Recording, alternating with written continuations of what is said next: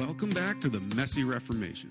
My name's Jason Rice. I'm the lead pastor at Faith Community CRC in Beaver Dam, Wisconsin. My co-host is Willie Kroenke. He's a member at Pease CRC in Pease, Minnesota. We're just a couple of guys who love the Christian Reformed Church and want to see Reformation happen in our denomination. And we realize that whenever Reformation has happened in the history of the church, things get messy. And after this past synod, things are really starting to get messy in the Christian Reformed Church. So we're taking the opportunity to have conversations with pastors throughout the Christian Reformed Church to find out what's going on in our denomination, but also to talk about what Reformation might look like.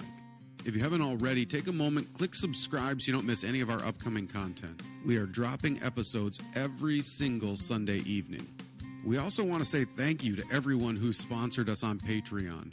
We're slowly making our way to our modest goal of 20 sponsors at $5 a month. If you appreciate what we're doing and want to help us continue to put out content, head on over to patreon.com/themessyreformation. You can also support us by sharing our content. I'm a terrible self-marketer and need your help. If you know of anyone who would benefit from listening to this content, let them know about the Messy Reformation. Also, let them know about our newest announcement, the Hall of Tyrannus. We're really excited about this new opportunity to disciple reformers for the CRCNA. If you'd like more information on this, head on over to themessyreformation.com and look for the Hall of Tyrannus. With all that said, we're going to get to this week's episode, which is part 2 of our conversation with Kurt Monroe.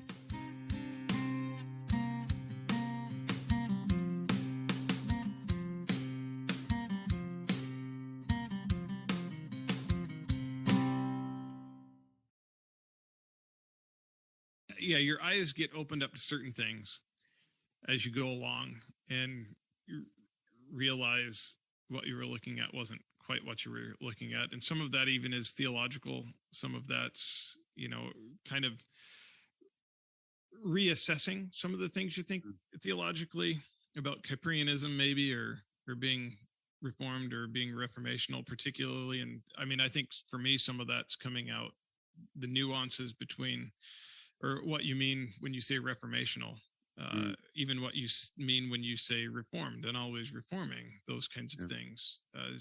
So realizing that there are at least 2 major strands there in the CRC, and they're not necessarily going in the same direction.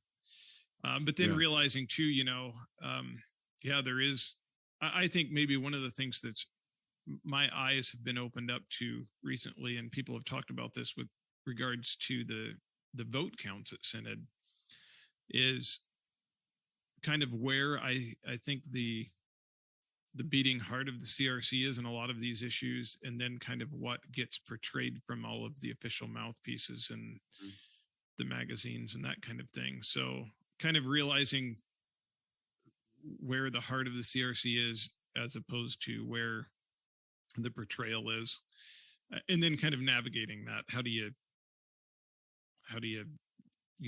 navigate that and communicate that in the local context too?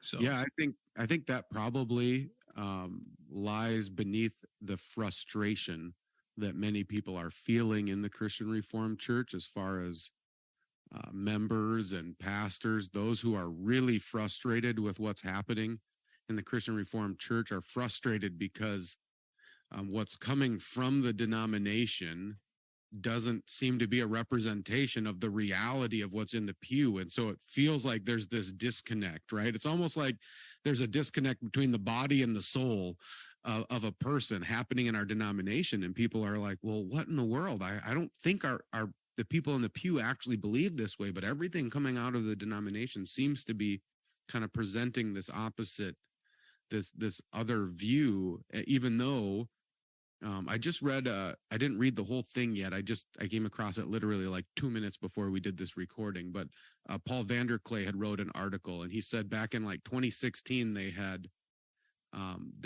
surveyed all of the pastors in the Christian Reformed Church, and 16%, so 16% of the pastors in the CRC were affirming. So that was when? 2016. 16. Okay. So about 6 years ago. So I haven't double checked to see where he got those numbers, but that's what he said. So I'll just trust that Paul's not lying. But So that's a small number, but that's fairly like I mean, even if he said push that number up to 20%, that's still like 1/5 of the denomination. And if you stretch that out into the pew, I bet it's probably less. I bet there are more affirming pastors than there are affirming percentage wise than affirming members in the CRC. So we're talking a pretty small minority of people who are actually like full out affirming. And yet you don't get that feel when you read the banner or listen to our podcasts that are coming out or any of that. And that people are frustrated. I think people are frustrated because they don't know how to move forward either. Like, Right. okay, what do we do? Like when the editor of the banner is writing things that are totally contrary to what our denomination holds, how do we, like, it sounds, I guess sounds bad, but whatever, I'll say it. Like people are saying, how do we kick this guy out? Like he needs to be removed if he can't represent who we are, right? Yes. Yeah. And that's absolutely right. I think there is a frustration that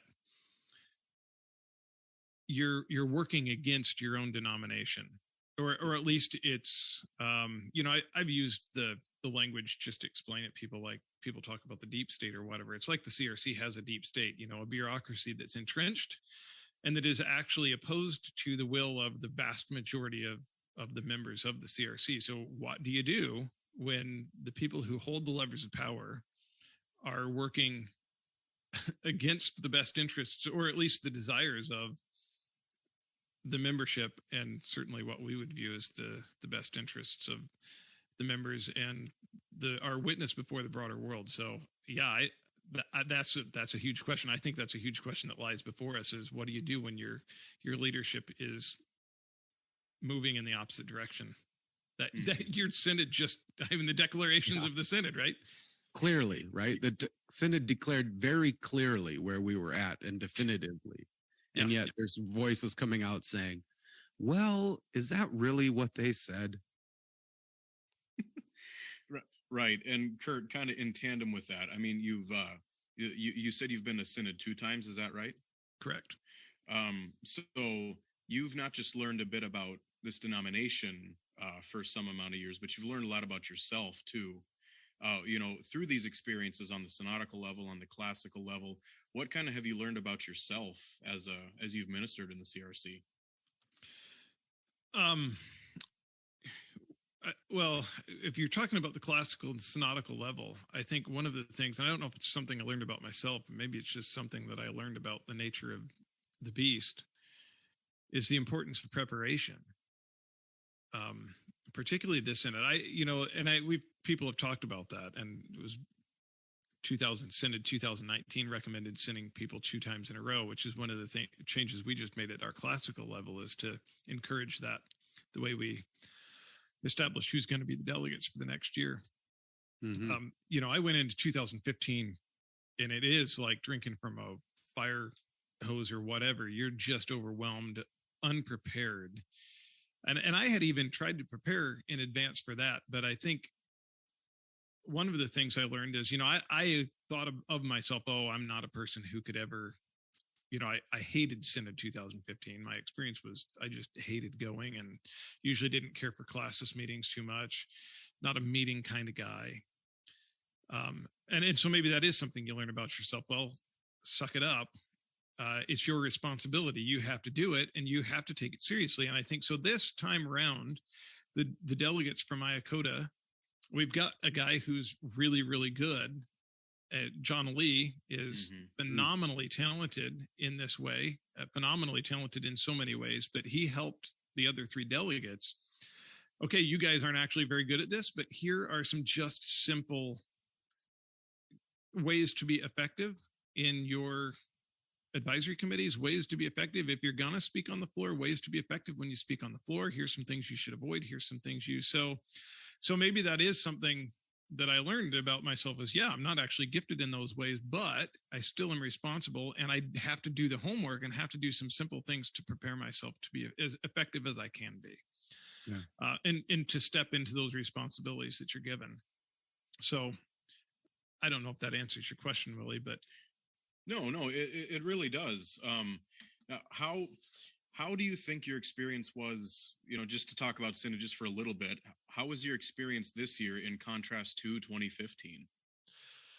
Well, 2015, I I was brand new, just utterly overwhelmed, but spiritually drained afterwards. And I can't say necessarily why, but part of that was at this year's synod, I came in knowing more people and immediately connected with people who I felt camaraderie with. It felt like there was a band of brothers who was committed to prayerfully engaging what was happening. Felt like we were, people at the very beginning of this thing said, behave righteously, don't sin, love your neighbors while you're here, go into it prayerfully. And I felt like there was that spirit of, yeah, we're up against it. There is a sense in which we're in a battle. But I felt like there was just a band of brothers there that was working together for a common purpose that I felt was missing in 2015. So from that standpoint, it was just that much more encouraging to feel like, no, there are some people here who are taking this seriously, not just as, disembodied church politics or whatever, but no, we're actually doing the work of the church and we need to take this seriously. So I think that was part of the experience this time around, was that sense of people are actually taking this seriously, because this is of gospel relevance. This is about the good news for the world. This is about preserving the church. So in 2015, I felt alone and disconnected, and yeah. Yeah, that's a tough place to be, feeling alone, disconnected, overwhelmed with work. It's funny to say you were more overwhelmed in 2015 than 2022 with a 1,300-page agenda, right? Yeah. Yeah. But yeah, because this last synod was my first synod. And so I'm thinking from here, it's going to be downhill. Like 1,300-page agenda. And, I can't say I read all of it in detail, but I did skim at least all of it, right? Like I knew what was going on. I did my research. I did come prepared, because you have to. I mean, this is, like you said, this isn't just some random business meeting. Like, this is the work of the church right here in the world. And I just I love, again, well, just to tie in what the conversation you just had with what we were saying earlier, John Lee was doing discipleship. He's coming in alongside other delegates and saying, here, let me help you be ready for that. And I was able to do that too. I recorded mine, but I sat down with a guy, and like, you've got lots of years of experience. I sat down with Roger Sparks, who had been to Synod, I don't know, like 10 to 15 times, and said, teach me, I want to know what I'm doing when I get there. And he was so helpful in discipling me. And I connected with a few other guys too. And so, yeah, that discipleship it's a big deal for the future of the church. Yeah. And so how has I know we kind of stopped asking these questions, but I want to ask it now anyways, that like, how has your church or the churches in your area, how have they been responding to the decisions that were made at this past synod? By and large, with gratitude. Class of Psychota is obviously leans fairly orthodox. So even in a few of the churches here where there would be some, perhaps, not splits, I mean, I've certainly not like church splits, but division in opinions among the congregation members, those are minimal. So I think by and large, people are very, very pleased with what happened. And, I think even people have seen an uptick in giving or desire to give to the denominational purposes. I think that'll be partly, at least, that'll be contingent on the denomination, actually, the apparatus, the bureaucracy of the denomination falling into line with what Synod decides. If they keep pushing against what Synod has decided, that'll probably diminish. But I think there's been a lot of encouragement among the local churches. Yeah. So, and I recognize, in that sense, what a gift to come home to, in my particular instance, a congregation that is excited about what happened. And I know that we've got fellow ministers of the word who went home to congregations that have much more difficult, that still need our prayer for sure, as they navigate what this means in their own context. So I'm really, really grateful to be in this classis and in my own congregation from that standpoint, for sure.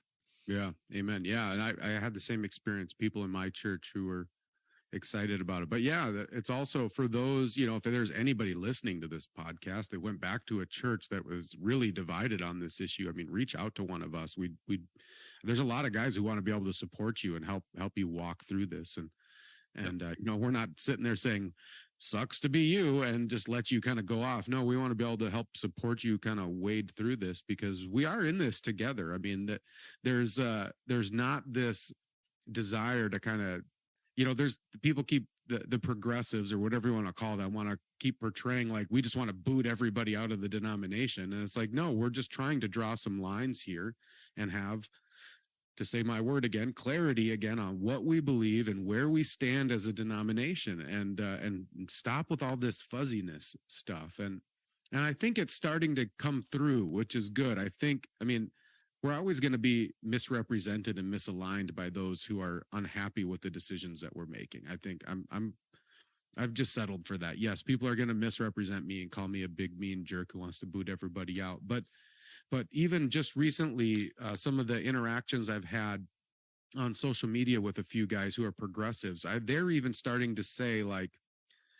I don't know if it's worth just us keeping like fighting over, like just pounding on each other. It seems like the CRC is kind of where it's at, right? And that was the point of Paul Vanderklay's article that I just read today. He's like, the CRC has repeatedly drawn this line in the sand. Like, we're not moving on this. So why are we trying to like fight back and forth? Or why are people trying to like politically maneuver through like the gravamen process and all of that? Like, we're not changing as a denomination. So let's come up with a way to like let you leave graciously, find a way to work into another denomination where you can serve in good conscience. I mean, that seems like the right thing to do, because we've made it pretty clear as a denomination, here's where we stand on this. And so I'm hoping that people can see that, like, that's not us just being a jerk trying to kick people out. It's saying, here's where we're at. We're not budging on this. And now we want to like, the words the RCA used was gracious separation. We want to let you go. We're not going to try to like, we're not going to do like what happened over the women in office. We're not going to like depose a bunch of people for schismatic activity. We just go and be part of a denomination where you can serve in good conscience. Yeah, you brought the RCA into it, and so yeah. Thank you. So I know that at least around here, I don't want to get the horse before the cart, but there are some RCAs. A lot of RCAs have left for the Alliance of Reformed Churches or the Kingdoms Networks. Mm-hmm. There are, at least in our area, Heartland, Diakota area, some RCA churches that are talking to CRCs, trying to get that conversation. What would it look like if RCA churches were to come into the CRC? Now, having not grown up in the CRC, not having that RCA, CRC background and the divisions over Christian schooling and all of those kinds of things, to me, it looks pretty straightforward that this would make a lot of sense for the progressives to leave the CRC and join the RCA, and those RCAs who are leaning more Orthodox conservative should join the CRC, and we walk away with 2 denominations instead of 6 or whatever it's going to end up being, right? So, but I know that there are histories, there's baggage, there's pain, all of that in the background there that's not as old as we might think it is, and some of those wounds are still fresh. But I think, you mentioned that, and I think, yes, can we recognize, just let's look at this honestly. And I think there were some moments there on the floor of Synod where people followed one another's arguments to their logical conclusions. There is a certain extent to which you have to say, yeah, the CRC as it stands, how could you, if you're a progressive, how could you stay in good conscience? Because if you believe what you believe, then the CRC is doing damage to human beings. We are denying people something inherently good about themselves. We're denying their humanity, right? So how can you be in partnership with that? These two things are not compatible. Yeah. So let's be honest about it. And let's just say, yeah, the tracks are too divergent for coexistence. And let's walk away with 2 denominations instead of 6. And obviously there's more complexity there than it seems to this guy who's sitting out here in Northwest Iowa, where that would just happen. But I'm interested in working at least toward that. Yeah. Well, and there's been talk, there's been some unofficial talk. There's been some communications that have been sent to Synod. I think 2019, there was a communication sent from BC North, I think, if I remember right, saying, hey, we should look into this, because I think I shouldn't speak, but I've spoken to some classes in Canada even that said we've got like 20 RCA churches that are looking in on what we're doing, wondering like we kind of want to join the CRC because we're conservative and we want to be part of that, but we don't want to join the CRC and then go through all these same battles again. And so they're kind of waiting and looking in. So there are RCA churches that want to join and want to be in fellowship with us. And then on the other hand, we have CRC churches who really don't want to be in fellowship with us. Yep. And so it just makes sense. And so I think we probably need to do some work to figure out how we can make this more of an official thing happening leading up to synod. And people want to say we're trying to boot them out. No, but we're trying to help you serve in a place where you can serve in good conscience. And we're trying to, we're trying to help ourselves too, that we can serve in a denomination that we can serve in good conscience. And it's getting tough for us to be in those spots. So let's just agree to disagree on this matter. You go there and then we'll move forward. And I think I saw a post where somebody said, like, we don't want this to be like the women in office issue where it was like 30 years back and forth and back and forth and back and forth. And then all of the relationships were just beat to heck and destroyed by the time that was over. That was not wise of us to flip flop, do that kind of a thing. We just need to make a decision and then move forward in good conscience. That's what's best for all of us, all the pastors, the people in the pew, and what's best for our denomination is just make a decision, move forward, and give people a chance to move in a different direction. And I've heard people from the RCA say the same thing. You need to decide something, because here, if you don't, it's going to end up looking like this where they are, right? So you just need to decide now and do it. Just get it done with, because it's where it ends, regardless of what you think. So, I wonder too, if part of the issue here is, like you talking about Paul Vanderklay's recent article, the CRC has not budged, and it does not appear that the CRC is budging. So I wonder if nobody's witnessed a denomination who hasn't budged on this, who's gone kind of where we've gone. And then I can't think, Methodist, Anglican, I can't think of a single one who's gone this far down the progressive track, at least at a kind of denominational level, and then as strongly, those kind of 70, 69, 70, 75% votes said, nope, we're not going down that path. So I almost wonder if some of the progressives just are flabbergasted, like, wait a second, this isn't the way this was supposed to go. And there's no playbook for what happens, because it is always and inevitably. And when we lived in Tucson, we were part of the Presbyterian Church USA, so you watch that, how it plays out. Mm-hmm. You watch the Episcopal Church and the ACNA, there's this playbook and this is the way it goes. And so what happened here, it didn't go according to plan. So now how do you live? Well, yeah. And it's like, that's what we've got to live with. And that's what we've got to figure out. So, and how do you deal with it? Nobody knows how to deal with the aftermath when it goes the way it did, because nobody's ever done it. Yeah.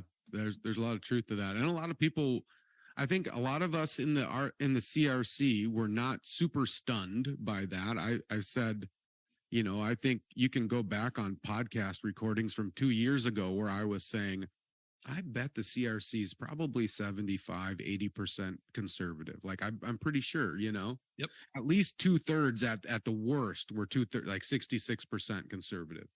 And so like, I'm on record saying that. So when all the numbers came out at Synod, I was like, oh, sweet. I wasn't like deluded, right? This is where we're at. And so, but people looking from the outside in, I've heard of people, and I'm not saying like high up people in the Gospel Coalition, but just people kind of connected in the infrastructure of the Gospel Coalition. They had, there was an article written through the Gospel Coalition about the CRC, and people from connected to the Gospel Coalition were like, really, the CRC? We just assumed they were a liberal denomination. We just kind of had written them off. And so it's interesting where like we're saying like, no, we're not. But people looking from the outside in, again, because of the denominational stuff, the way the tone, everybody's like, we assume they're liberal. And so I think that's probably where some of the progressive like shock value is too, where they're like, well, yeah, everything we're hearing from the denomination sounds like what we're saying. And then they get to Synod and they go, wait a second, this isn't what we thought the CRC was. We thought the CRC was something else. And that's where That's where, not to get too crazy, but that's where some of the conspiracy theory stuff comes up, where it was like a coup and it was all manufactured and all of that stuff, is because it's so contrary to what they thought the CRC was. But I think people are beginning to see clearer that this is just who we've always been. And now, conservatives just sometimes they don't like to be involved in that kind of stuff. But when you get to something as serious as this, they're like, okay, now it's time. Now it's time to be involved. Yeah. Yeah. No, and I think you're right. There is this, I experienced it even at Synod, that kind of, I don't want to throw the whole of Grand Rapids under the bus, because there's really good stuff in Grand Rapids too, and good people in Grand Rapids, but there is this kind of bubble. And there was a moment in our, and I know we're not supposed to talk too much about what happened in our meetings, but there was a moment in our meeting when one of the members of advisory committee said, well, when you're using these certain words, you mean them one way. And then there are other people who are going to use those same exact words and they mean them another way. And it was the overture about white supremacy from Classes Los Angeles. And so, biblical justice, those kind of words. And there were some West Michigan delegates who were sitting next to each other, and they looked at one another with utter, like, what in the world is he talking about? And it was just this moment of clarity for me to say, they are so inside of this bubble, they don't even know that there are people outside of the CRC who think differently from them, who would think about those words in different ways. They don't even know they exist.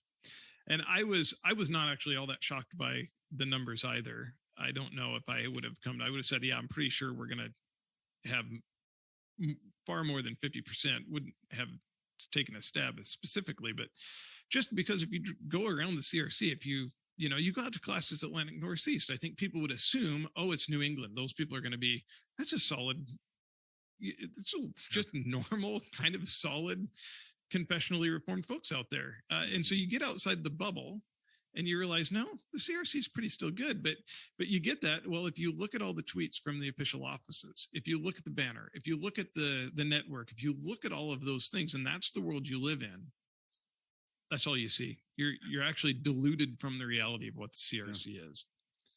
Yeah. So what's as we're looking kind of forward to Synod 2023, what's kind of your advice or your thoughts on what needs to happen at Synod 2023, or even we could go more broadly on like what steps need to happen moving forward for Reformation to happen in the Christian Reformed Church? Yeah, obviously, I think Jose in his last, the work of Synod isn't done. His final address there is like, no, this is absolutely true. The work of Synod is now just begun. And I mean, he was talking about, well, yeah, obviously that's the way Synod works, right? It has to be played out in the classis and the local level. But I think there is, this year especially, there's work that has to be done in ongoing synods to work out what just happened and the reality of that. And so, like you said, you don't want to just be like, we're going to boot people out, but let's be honest about what's just been decided. And then let's figure out how to, without destroying one another, how to actually to work this out. And if that does involve discipline, then it's got to involve discipline. So I think for next year, 2023, we've got to look at what happens over the next few months here. Yeah. What movement is there toward repentance? What movement is there toward leaving graciously? And if there's not, then we have to have that. And like you said, it's not about kicking people out. It's about having, let's be honest, some integrity with our confessional statements. We covenant with one another. But if these covenants mean nothing, or if the confessions mean nothing, or if they mean the opposite of what they've always meant historically, then we've got to have those conversations and say, no, we have to have integrity here. Clarity, if you want to use that word. I know it's a horrible word to use. So I don't know. And I have not been paying attention the way I need to. I'm going to have to start paying attention to what's going on, particularly with the decisions that Synod made about Grand Rapids East and Neyland and all that. I've not been as tuned in as I need to be to start thinking about, well, what is that going to look like come classis meetings next spring? And then there's some other loopholes, or some other, we realized in classis Iacota that people who are licensed to exhort, don't have to sign the covenant for office. There are all these kind of things where you realize, oh man, there are these gray areas that why is that like that? So Yeah. I think the gravamen, the question of the gravamen, people using the gravamen as a super highly individual local option. We've got to have a conversation about what the gravamons are for, the confessional difficulty gravamons. Why do they exist? What's the end? Are they just supposed to sit there and you can have a disagreement with kind of whatever you want, and as long as your local council is okay with that, then that's not the way that's supposed to work, I don't think. So we've got to have some conversations about those kinds of things too. Yeah, and I think for anybody wanting to dive deeper into nobody knows how to pronounce it, if it's gravamen or gravamen or gravamen or whatever. There's a million different ways, but we all kind of know what we're talking about anyways. But if you want to dive deeper into the purpose of them, if you head on over to the Abide Project, Cedric Parcells has been writing some really good stuff clarifying what these really were intended. And he is definitely disagreeing with Kathy Smith and some of the other people who are pushing some of this agenda, even stuff that's being put out on the network and stuff like that. But I think he's got a lot of ground to stand on. That, I mean, who in the world thinks that you could just file a gravamen for, like, if I could be a total like Arminian Baptist and serve in a CRC church as long as I file a gravamen? I mean, I don't think anybody thinks that that's a good thing or a wise way to move forward. So anyways, head on over, read Cedric's stuff. That's really helpful, because I think that does need to be clarified moving forward. But I also just think even more so, like, we need to keep focusing on the gravamen thing, but I really think we need to just try to help. I really want to make a plea, and I know zero progressives probably listen to this podcast. I'm sure they find me distasteful, I'm sure, but they like me. They like me, Jason. They like you? Yeah. No, they don't. No, I don't think so either. But my plea is, like, just why stay? Like, I'm so confused. Like, why stay and just like hurt yourself and hurt everything else? Like, here's where we're at. Like, can we just, you're going to hurt the denomination as well. And so, like, if you find a place to go, like, we'll help, right? Like, we'll help you pack up. We'll serve you. We'll try to help, like, we'll do that. We'll help in any ways we can. But why try to stay and run yourself and your family and your congregation and the denomination through the mud in this process? There are plenty of places you can serve in good conscience. And so that's one of the bells I really want to hit over the next little bit, is just try to, what's a way we can move forward here? And I think that's the only way. I think that has to be clear from Synod. If you were on the Synod floor and you were listening to what people were saying and how we were talking, like, there's no way we can move forward in unity. Like, there's no third way here. Nope. And anybody who thinks there's a third way, I'm really sorry, but this is going to be blunt. Anyone who thinks there's a third way is holding, like, our denominational identity to way too high of a standard. And that's like an idol at that point, where if you think there's a third way, and that's just not going to happen. It's unrealistic. So there is no third way. One side's going to win, one side's going to lose. And I think we've just kind of stood firm enough as a denomination that we're standing here on issues of sexuality. And so let's stop. Let's just deal with the reality of where we're at and not worry about trying to find this third way, and let's figure out a way to move forward peaceably. Yeah, there's whatever unity would exist would be a false unity. Yeah. And I think that's you've said now the word conscience twice, and I think it's a good word, because it does have to do with, for both sides of this, has to do with, we covenant with one another. We sign that covenant for office bearers. I want to be able to sign it in good conscience, with integrity, intellectual, spiritual integrity, and I would hope that people on the other side would too. So Synod just said something about, we didn't give anything confessional status. We said, no, it's always had it.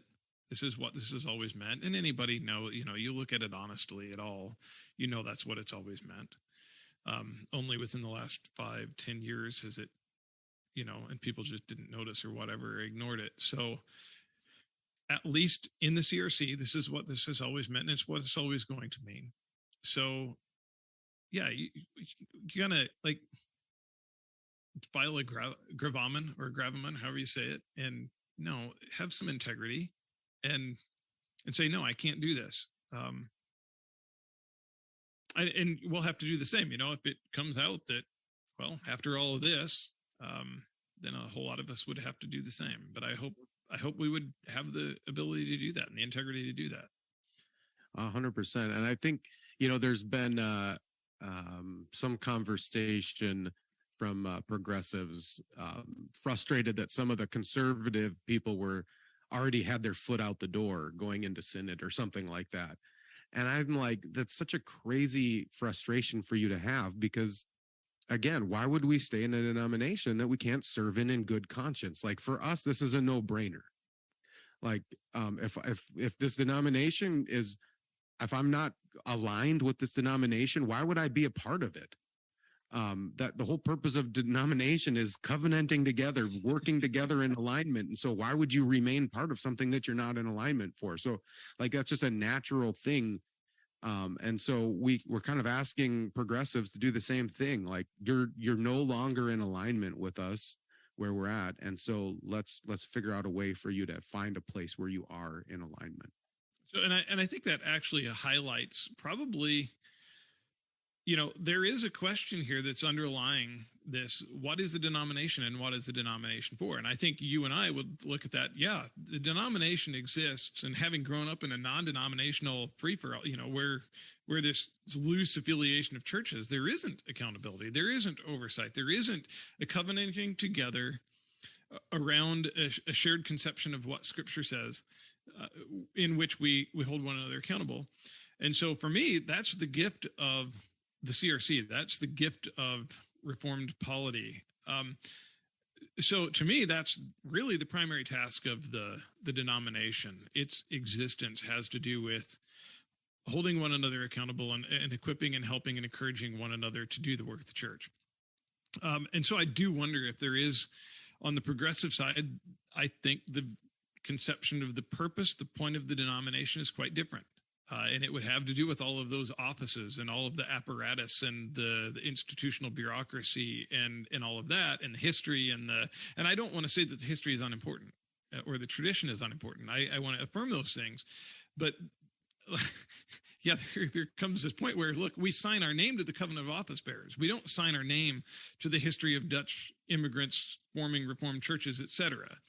Mm-hmm. And so I think we need to be honest, and maybe that's part of the problem, is that we just have two different conceptions of what the whole point and purpose of a denomination is. And that probably needs to be brought to the surface a bit more in our conversations too. Yeah, amen. Well, we are at the end of our recording, and so we always ask what final words do you have? We have pastors listening to this. We've got office bearers, elders, deacons. We've got congregational members listening to this, kind of the whole spectrum of the CRC. What kind of final words do you have for our audience as we wrap up this recording? No final words of wisdom. It's just, keep doing what you got to do. I mean, that's it. Walk faithfully step by step. Whatever God gives you to do today, that's what you got to do. That's all we have for this week. Stay tuned next week for a conversation with Elder Rob Braun. But until then, don't forget, this is Christ Church, and he bought it with his blood. And we've been warned that wolves will come in trying to destroy the flock. So keep a close watch on your life and on your doctrine. Preach the word in season and out of season. And keep fighting the good fight in this messy Reformation.